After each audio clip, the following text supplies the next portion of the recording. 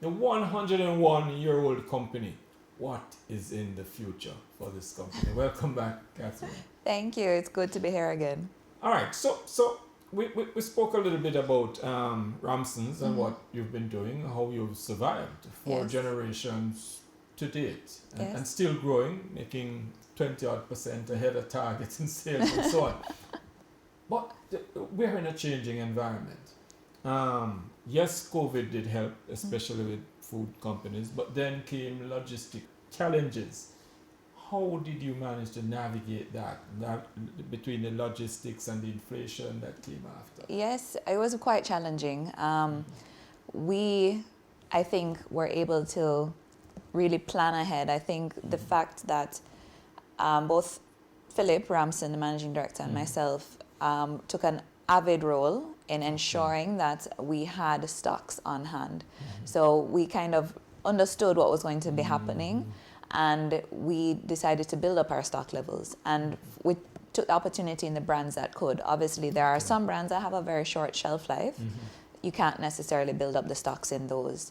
But we were very proactive in placing our orders and our forecasts with the company so that they could arrange the shipping in time. So I would say that for the most part, we were able to have stocks on hand throughout the whole time of COVID during the logistics issues, with the slight exception of maybe one or two brands.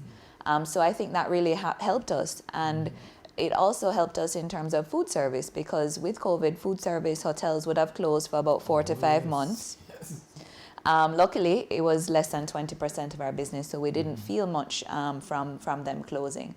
And when they started back up, we were there ready with the products that they needed, where other persons that were primarily food service companies weren't as ready.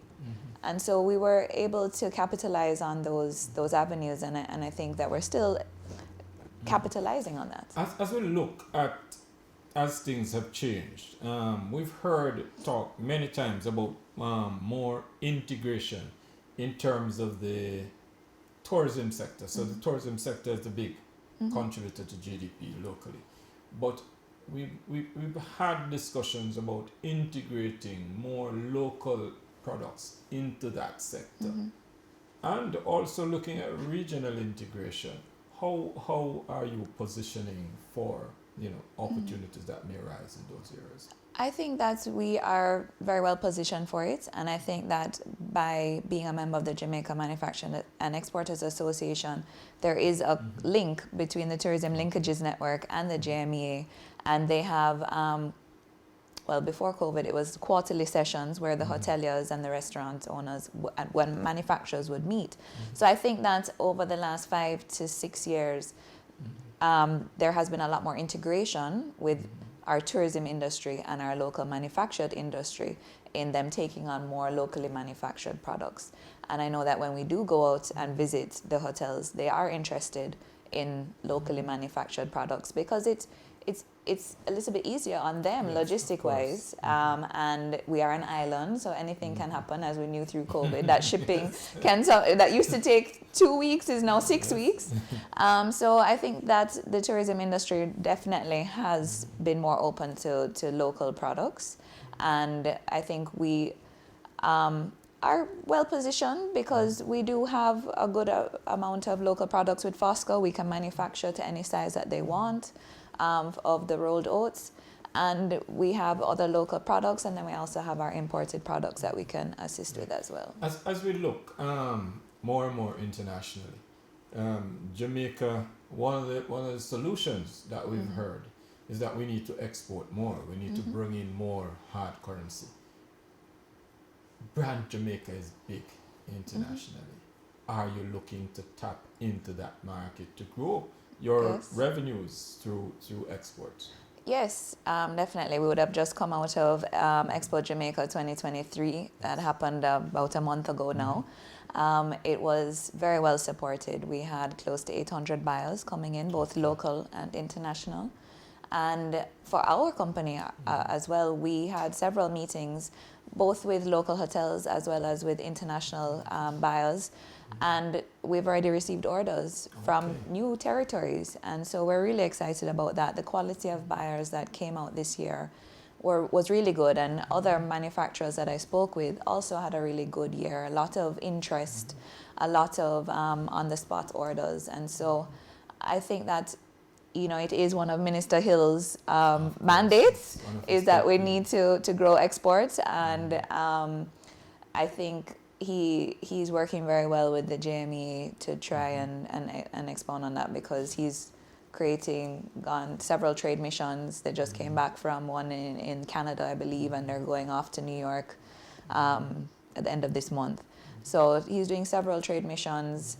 I think, yes, more can be done, as we discussed earlier, in terms of the incentives that could be going in, because I think that we are very creative people. We have a great quality products across the gamut.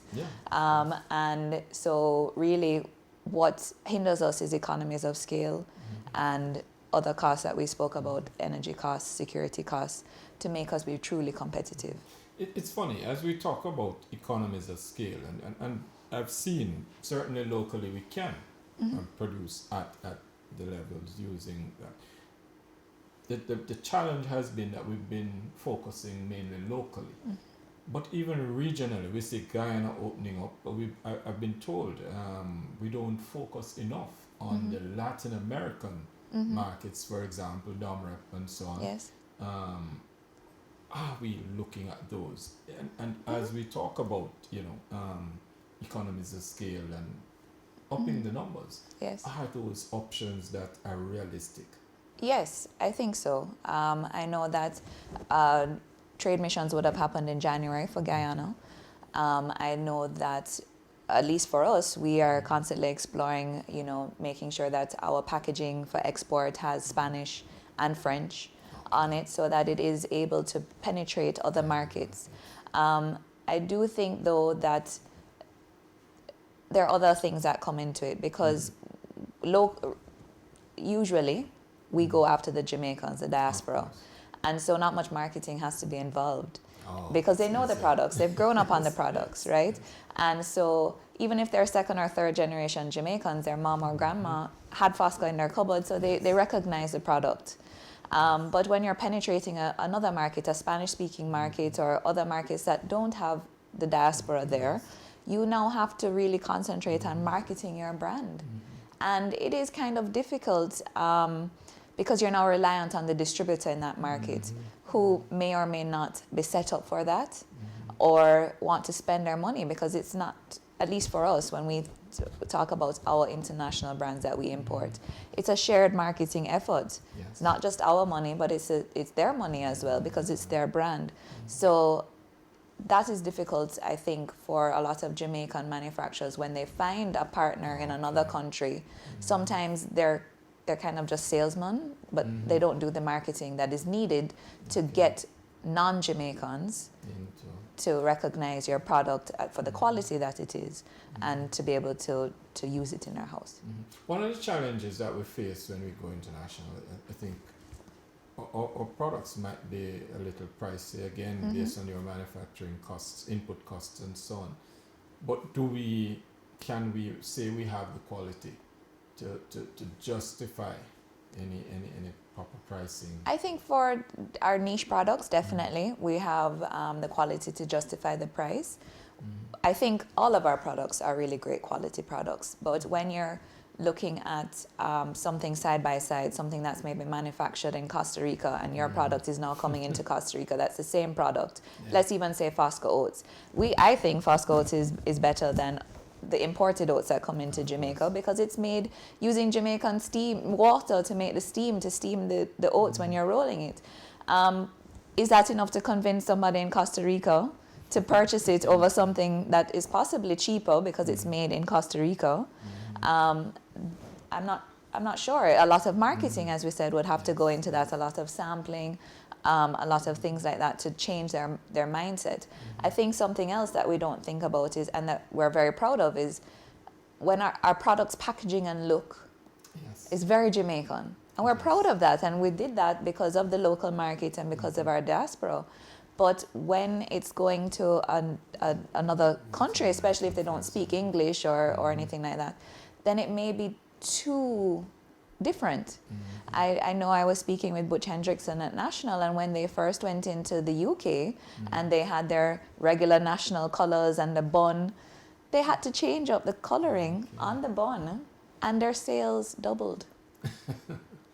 Because the packaging, they made it look more premium or more like something else that is on the shelf, obviously not bun, but something similar. Right. And their sales improved. The future for Ramson's, what are we likely seeing? Well, I'd like to see more expansion. I would like us to go into other avenues as even with distribution. I would like us to have a route sales division. I would like us to maybe do some processing as well. I would like to see a lot more expansion. You know, we have more family coming up. We need to, and we also want to attract talent, other Jamaicans to come into the business, and so we need to be able to expand to have more roles, and even persons that are within our business to have other roles that they can grow into and flourish within the company. Talk to me a little bit more about that distribution network, because we've spoken a lot and focused more on the manufacturing side of the business, but you're big into distribution. That's a big hit for you. Yes. And distributing companies have been really growing and so on. By and large, Jamaicans, we're salespeople. True.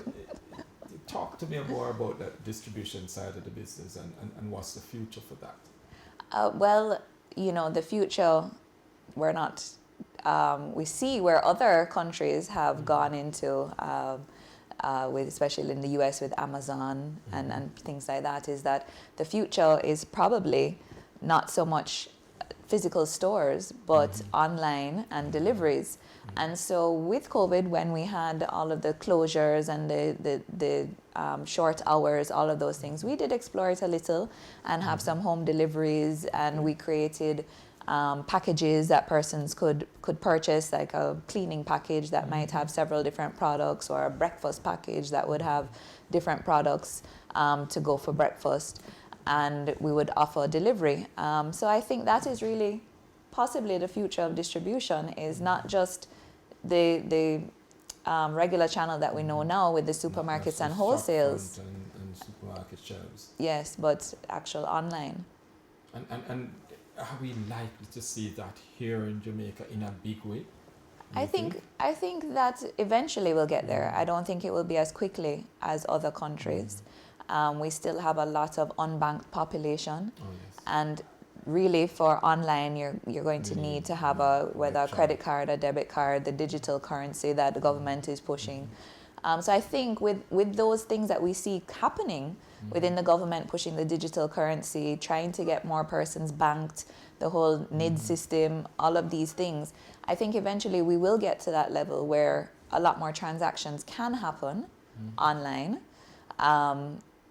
I think that we still have a far way to go with the Data Protection Act that is coming in, how we stored persons' data, making sure that the transactions are safe and secured.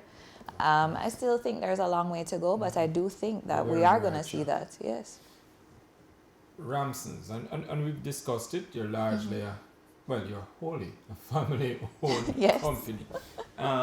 But the kind of expansion that you talk about, and the kind of expansion that we would envision for Ramson's, given the platform that you now have, are we likely to see any foray into public listing, anything like that, to raise the kind of money? Yes.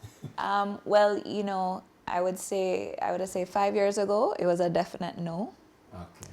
But as we see other companies listing, we see the benefits that have happened with them, the increase in sales and profits, or revenues and profits. It is something that we do speak about.